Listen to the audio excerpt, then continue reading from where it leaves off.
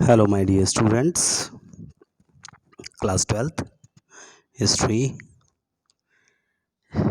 chapter number 10, उपनिवेशवाद और देहात। तो इस चैप्टर में जो हमारा टॉपिक है आज वो है पहाड़ी लोगों के बारे में और उनके जीवन के विषय में। तो सबसे पहले हम पहाड़ी लोगों के बारे में और उनके जीवन के विषय में जानते हैं, उसके बारे में चर्चा करते हैं आपसे। फिर नेक्स्ट चर्चा करेंगे आपसे अगले पॉइंट के बारे में अगले एपिसोड में। तो आज हम इसी पर चर्चा करेंगे आपके साथ। तो अगर हम बात करें कि जितने भी जो पहाड़ी लोग हैं ये सब लोग कहीं ना कहीं जो राजमहल की पहाड़ियाँ थीं, इन पहाड़ियों में, कहाँ पर, राजमहल की पहाड़ियों में, इनके इर्द गिर्द रहते थे, यहाँ बस गए थे ये सब लोग, है ना।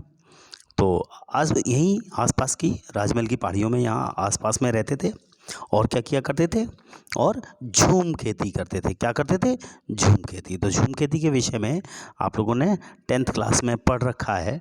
बाय द वे, अगर आपको नहीं मालूम है तो आपको इसके विषय में बता देता हूँ झूम खेती क्या होती है। झूम खेती जो होती है वो झूमिंग कल्टीवेशन कहते हैं उसे। और ये जंगलों में रहने वाले जो लोग होते हैं वो इस प्रकार की खेती करते हैं। और वो क्या करते हैं, अपना जो जंगल का जो हिस्सा होता है, अगर आप मान लीजिए इतना बड़ा ये हिस्सा है और हिस्से में जंगल के एक हिस्से के छोटे से हिस्से को क्या करते हैं, वो वहाँ पेड़ पौधों को काट कर उनको गिरा देते हैं और गिराने के बाद उसे सूखने देते हैं। जब वो पेड़ पौधे पूरी तरीके से आराम मतलब बिल्कुल सूख जाते हैं तो उसके बाद उन पेड़ पौधों में आग लगा दी जाती है। और आग लगाने के बाद ध्यान रखा जाता है कि वो आग फैले नहीं, और आग लगाने के बाद उस स्थान को इसी तरह छोड़ दिया जाता है। जो राख होती है वो राख आने वाले समय में जब पानी बरसता है तो वो राख उस जगह के लिए फर्टिलाइज़र का काम करती है और इस तरीके से एक खेत तैयार हो जाता है, खेत का छोटा टुकड़ा तैयार हो जाता है जहाँ पर किसान जो लोग होते हैं वो मिलकर खेती करते हैं, जंगलों में रहने वाले लोग। और इस तरीके से इस क्षेत्र को हम झूमिंग कल्टीवेशन का नाम दे देते हैं। तो ये है हमारा झूमिंग कल्टीवेशन। इसे अलग अलग क्षेत्रों में भारत में अलग अलग नामों से पुकारा जाता है। इसे दूसरे देशों में भी अलग अलग नामों से पुकारा जाता है। आप 10th में जब एक बार एग्रीकल्चर वाला चैप्टर पढ़ेंगे जो आपने पढ़ रखा है पहले से, तो वो आप एक बार पढ़ेंगे तो आपको उसके बारे में मालूम पड़ जाएगा। ठीक है स्टूडेंट्स, तो ये चीज़ आप ज़रूर कर लीजिएगा। चलिए नेक्स्ट टॉपिक पर चलते हैं, अगले पॉइंट पर चलते हैं हम अपने। तो ये वहाँ पर जब झूम खेती करते हैं तो वो क्या करते हैं, मैंने जैसा बताया कि वहाँ पर वो दाल, ज्वार और बाजरा उगाते हैं। ये 3 चीज़ों की खेती खास तौर से वो इन क्षेत्रों में दाल, ज्वार और बाजरा की खेती करते हैं। और क्या करते हैं, जितने भी पहाड़ी लोग होते हैं वो खाने के लिए महुआ के जो फूल है ना, वो उनको क्या करते हैं, वो इकट्ठा करते रहते हैं। तो ये चीज़ें भी करते हैं वो। और क्या करते हैं, बेचने के लिए रेशम का कोया, कोया समझते हैं ना, उसका जो फूल होता है वो, और राल का प्रयोग करते हैं। राल किस लिए होती है? जलाने के लिए यूज़ की जाती है। तो बेचने के लिए इन चीज़ों को वो कहाँ से इकट्ठा करते हैं? जंगलों से इकट्ठा करते हैं। ठीक है स्टूडेंट्स, और क्या करते हैं वो, काठ कोयला, काठ कोयला किसको कहते हैं? लकड़ी जो होती है उसे जलाया जाता है, मोटे मोटे लकड़ी के लट्टों को, और अध जला उनको बुझा दिया जाता है। जब अध जला बुझा दिया जाता है तो उसे ठंडा करने के पश्चात उसके छोटे छोटे टुकड़े कर लिए जाते हैं। और वो जो टुकड़े होते हैं वही टुकड़े जो है ना वो क्या कहलाते हैं? काठ कोयला कहलाया जाता है। क्या कहलाता है? काठ कोयला, है ना। ऐसे ही टुकड़े किसको दिए जाते हैं? बनाते हैं वो इस प्रकार के टुकड़े। और बनाने के लिए क्या करते हैं, वो लकड़ियों के लट्ठे इकट्ठे करते हैं और उनको उनका जो है काठ कोयला बनाकर तैयार कर देते हैं। तो इस तरीके से वो कार्य लगातार करते रहते हैं। ठीक है स्टूडेंट्स, तो चलिए आगे बढ़ते हैं। चलिए देखिए, तो अभी क्या किया जाता है, तो इसके अलावा वो क्या करते हैं, वो कहीं ना कहीं शिकार करते हैं पहले तो, है ना। शिकार करना उनका काम होता है। और झूम खेती करते हैं वो, खाद्य पदार्थ इकट्ठे करते हैं, उनको बटोरते हैं, जैसे पेड़ों से फल फूल वगैरह जो गिर जाते हैं उन्हें इकट्ठा करना, ऐसे काम होता है।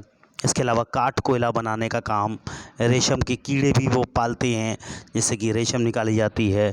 तो इस प्रकार से कई सारे ऐसे कार्य हैं जो इस प्रकार के लोग जो है कहीं ना कहीं इन चीज़ों के लिए करते रहते हैं, ठीक है ना। तो ये लोग जो है ना, ये जंगलों से इनका बहुत ही घनिष्ठ संबंध होता है ना। जंगलों से इनका घनिष्ठ रूप से जुड़े हुए रहते हैं ये, और जंगल को जो है ना उसी पर ये अपना सारा कुछ निर्भर करता है, इनका सब कुछ।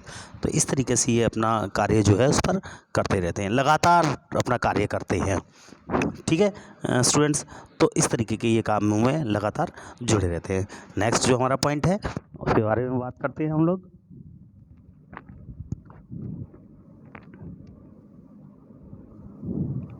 नेक्स्ट पॉइंट हम लेते हैं, मैंने जैसा बताया वो तो जंगलों पर जब वो निर्भर रहते हैं उसके बाद वो क्या करते हैं, वो इमली के जो पेड़ होते हैं उन पेड़ों के बीच में, किसके, इमली के पेड़ों के बीच में जो झोपड़ी बनी होती है उसमें वो रहते हैं उन जगहों पर, और उन जगहों का इस्तेमाल करते हैं। और क्या करते हैं, आम के पेड़ की जो छाया होती है उसमें क्या करते हैं वो लोग, आराम करते हैं वहाँ पर, आम के पेड़ के छाया के नीचे घनी छाया होती है ना, तो वहाँ पर आराम करते हैं।